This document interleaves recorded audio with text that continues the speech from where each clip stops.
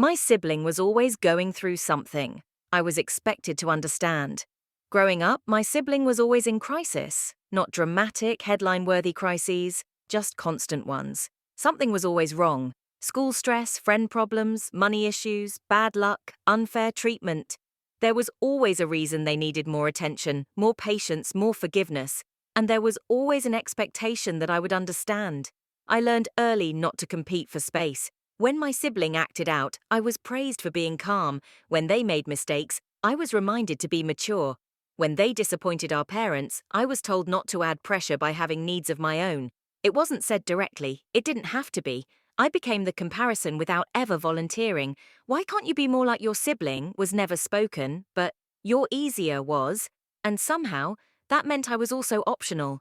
As adults, the pattern didn't change. If my sibling needed money, it was a family discussion. If I needed support, it was a personal problem.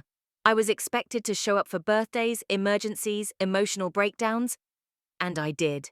Quietly, reliably. The moment everything finally clicked wasn't a fight, it was a conversation. My sibling was venting about another setback, and I said, calmly, carefully, that I was struggling too. They paused, then said, "Can this wait? I'm dealing with a lot right now."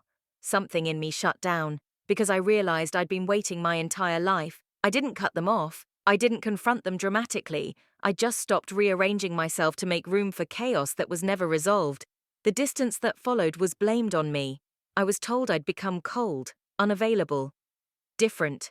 They were right. I'd stopped being the sibling who always understood and started being one who finally noticed the cost.